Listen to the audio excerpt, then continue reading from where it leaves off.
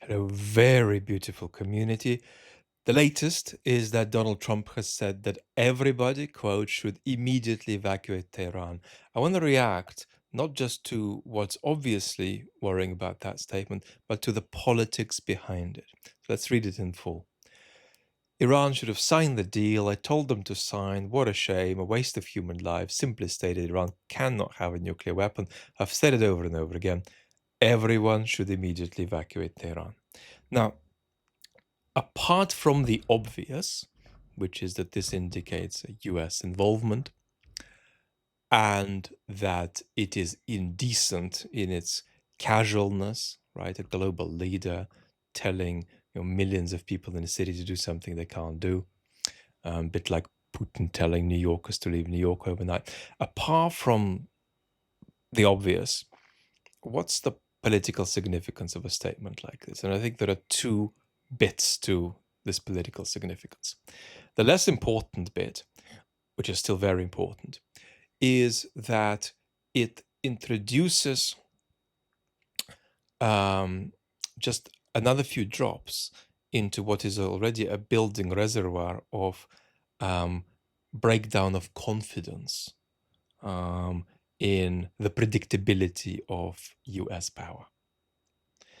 So this feeds into global uncertainty in how the United States will act.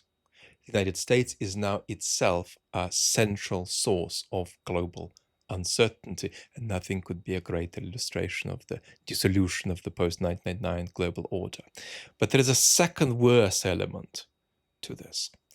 There is a disinhibiting, cartoonish quality to this that encourages citizens to think that politics is a cartoon, that politics is a soap opera, that politics is half real but half fictional.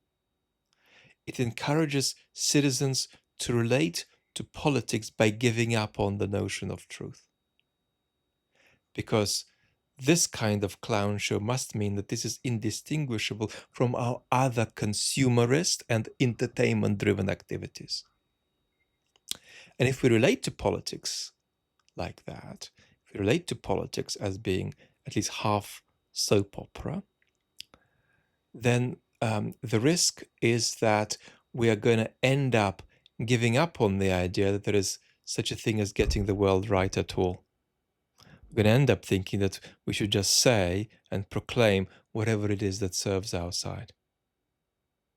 And that feeling is encouraged because citizens who are already distrusting, who are already very suspicious that they're being misled and mistreated by elites, are very liable to getting so suspicious that they give up not just on the idea that the elites might be telling them the truth, but the idea that anyone could possibly tell them the truth. They're going to give up altogether on trying to get the world right.